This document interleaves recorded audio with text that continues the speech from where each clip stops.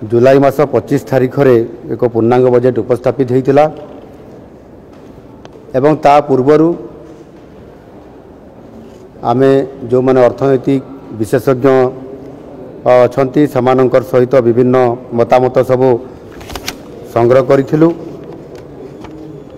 ठीक सही बड़ी भाव में आसंता 2025-26 आर्थिक वर्ष पर जो विधानसभा फेब्रुआरी मास 13 तारिख रु आरंभ होउची, फेब्रुआरी 17 तारिख रे बजेट उपस्थापित हेबो। आउ सेथिपाई लोकमत संग्रह करिबा एवं विशेष करिकरी ये जो प्राग बजेट प्रस्तुतिर अवसर रे आज जो स्वतंत्र भाव में बैठक डका होता, जो माने अर्थनैतिक विशेषज्ञ अछंती, पूर्वतन अर्थमंत्री माने, पूर्वतन अर्थ सचिव एवं ता सहित अनेक विभागर विभिन्न वर्गर विशेषज्ञ मान को डका होता, तांकर सहित डिटेल्स आलोचना आज हेछि एवं सेथिपाई जो माने आज एठी अति मूल्यवान सजेशन बा प्रस्ताव मान सब देइछंती, सेथिरे किभଳି भाबरे आम बजेट लोकाभिमुखी होई परिबो। ये बजेट लोकंकर बजेट हिसाब रे गत वर्ष चलित वर्षरु ता कार्यकारी होउची एवं आसंता 2025-26 आर्थिक वर्ष रे मध्य किभଳି भाबरे होई परिबो।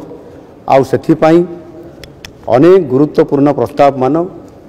समस्त मान्यवर आज उपस्थित सदस्य माने से तांकर प्रस्ताव मान देइछंती एवं ये प्रस्ताव मान मध्य ये चलित मासर जनवरी मास 31 तारिख पर्यंत आम आदमी सर्वसाधारण रे जो माने भी एथिरे प्रस्ताव दे पारिबे तांको पाई मध्य ईमेल जरिया रे एवं समाने मध्य व्हाट्सएप माध्यम रे विभिन्न प्रकार जो आमर माध्यम अच्छी से माध्यम रे देबा पाई समस्त प्रकार व्यवस्था एथिरे करा जाइछि। विशेष करिकि मु एथिरे आपण मानकु कहया पाई चाहूची, एथिरे बहुत समय रे बहुत प्रकार मत सब आसी थाए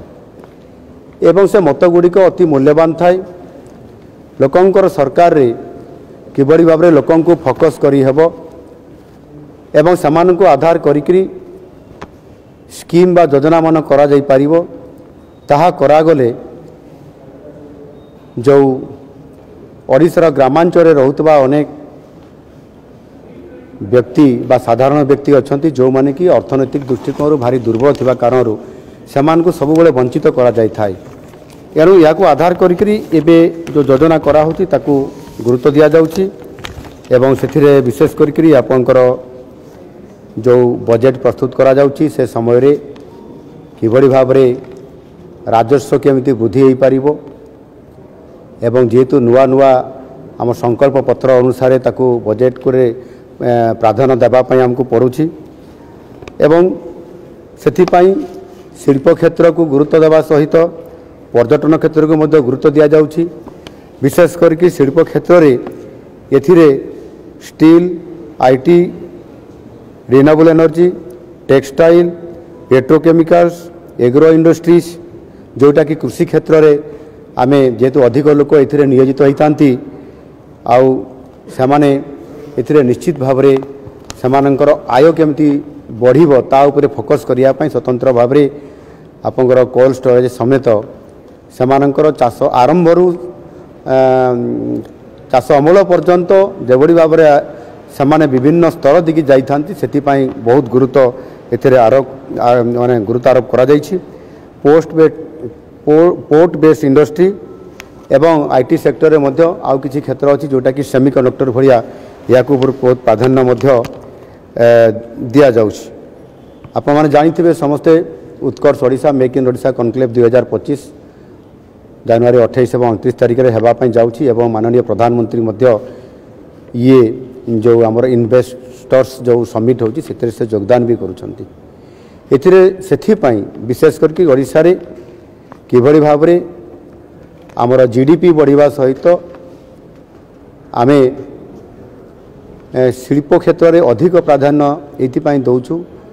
से शिल्प क्षेत्र में मध्य कृषि को प्राधान्य दिया जाउछि। बहुत बड़ गोटे सुजोग अच्छी आम इन्वेस्टमेंट बढ़िले निश्चित भाव में आर्थिक स्थिति सुधार द्वारा ग्रामांचल सामाजिक आर्थिक व्यवस्था को सजाड़ा जा पार आउ विकसित गाँ विकसित ओडिशा एभली एक गुरुत्वपूर्ण एक योजना को आम कैबिनेट रे पास होला परे ताकू आम शुभारंभ करने जाऊँ। आगामी वर्ष मानक गोटे गाँव में तार आर्थिक स्थिति किभली भाव में मजबूत हेबो सेतिपाई ताहार आर्थिक व्यवस्था सहित से गाँव लोक मैंने आ सब सहर को आसबे ना गाँव में गोटे आयर सोर्स तैयारी हेबो तापाई मध्य ये विकसित गाँ विकसित ओडिशा रे एथिरे संपूर्ण भाव में फोकस करा जाउछि। आज अति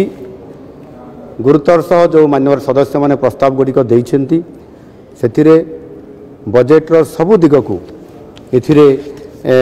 गुरुत्व आरोप करा जाइछि जो थिरे कि संपूर्ण भाव में एथिरे श्रमिक हो चाषीटीए हो एवं जो माने निजुक्ति क्षेत्र में बहुत आशा बांधी जे आमको निजुक्ति मिले आम परिवार भाग्य बदलिबो सेथिपाई उभय इंडस्ट्री सेक्टर में जिते बड़े इन्वेस्टमेंट बढ़िबो आमे जो 5 लाख कोटी टंकार इन्वेस्टमेंट कथा कहूँ सेते बड़े को 3.5 लाख लोकंकर निजुक्ति बढ़िबो ठीक से ही भाव में सरकारी खाली थिबा पदवीर जो कथा कही 1.5 लाख लोकंको निजुक्ति दवापाई 20,000 निजुक्ति दे सारीचु आगामी किछि दिन भितर पुणी 20,000 लोकंकर निजुक्ति अर्थात ये चलित आर्थिक वर्ष भितर ही 2 वर्ष भितर 24-25 और 25-26 भितर 65,000 जो सरकारी खाली पदवी को पूरण कर जो लक्ष्य रखा जाइए से चलित वर्ष ही 40,000 रु अधिक खाली थिबा सरकारी पदवी को पूरण करा जाउछि जो कि निजुक्ति क्षेत्र में गोटे बहुत बड़ गुरुत्वपूर्ण पदक्षेप आम नौछु एवं विशेष करिकी आमर किछि प्रोजेक्ट गुड़िक आमर HLCA माध्यम आम ताकू अनुमोदन करिछु सेतिरे 2.5 लाख कोटी टंकार पुंजी ऑलरेडी ताकू आम अनुमोदन दे सारीछु ताहार कार्यक्रम आरंभ होगा जाउछि सेतिरे मध्य 1,10,000 जॉब क्रिएट करा जाउछि जो कि आम ओडिशार प्राधान्यता अच्छी से एथिरे जॉब करने सहित निजुक्ति क्षेत्र में गोटे बहुत बड़ धरण पदक्षेप नापी जाऊँ। ये सब बजेट भितर निश्चित भाव में समस्त कथा को गुरुत्व देवा सहित जहाँ आज दिन में जो प्राक बजेट जो प्री बजेट जोटा आम कहते ये बजेट आसवा पूर्वर जो मूल्यवान सजेसन गुड़िक नियाई ताहा निश्चित भाव में बजेट रे ताकू विचार विमर्श करी आमर जो फिस्काल जो रेस्पॉन्सिबिलिटी जो टीम अच्छा से आलोकपात करी जो गुड़िक निश्चित भाव में ओडिशार जनसाधारण दरकार हो ताकू फोकस करी रखाजिबो एवं समृद्ध ओडिशा एवं नुआ ओडिशा करिवार जो योजना रखा जाइछि ये 5 वर्ष भितर आमको समस्त कार्यक्रम को आमर संकल्प पत्र आधार रे एवं लोकंकर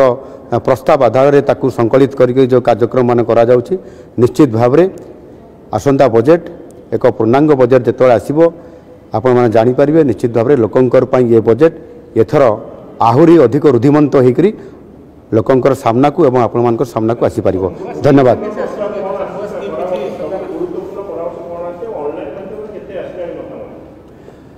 देखंतु ऑनलाइन मत माध्यम रे बहुत मतामत आसी गत वर्ष जेमिति 6,000 रु अधिक मतामत आसीथिला एथर मध्य सेही अनुरूप मतामत आसुची गत वर्ष अपेक्षा ए वर्ष आहुरी अधिक मतामत आसीबो बोली आमे अनुमान करूछु जेहेतु जनवरी 31 तारिख पर्यंत समय अछि बहुत मतामत आसुची गत वर्ष अपेक्षा ता तुलना रे आहुरी अधिक आसुची नहीं देखंतु ये प्रस्ताव बजेट उपरे केते परसेंट अधिक बढ़िबो ये उपरे संपूर्ण भाव में जो प्रस्ताव मान आसी ताकू विचार करिया पय जेहेतु आमे निष्पत्ति नेला परे जो आमर जो टीम अच्छा जो सेफ्ट बोली गोटे टीम अच्छी से टीम ताकू आकलन करला परे जना पड़िबो एवं विशेष करी आमे निश्चित भाव में आमे आमर एक्सपेंडिचर को जो बजेट एक्सपेंडिचर को देखिकी आमे आगामी वर्ष पाई अधिक बजेट तो निश्चित भाव में हेबो एवं सेथिरे जो कथा आमे करिया पय जाउछु ताहा आहुरी अनेक योजना आमे ताकू शामिल करिवु जो थरे कि बजेट्र परिमाण निश्चित भाव में वृद्धि हेबो एवं यथा समय आपण माने ताहा निश्चित भाव में जानि परिबे। धन्यवाद।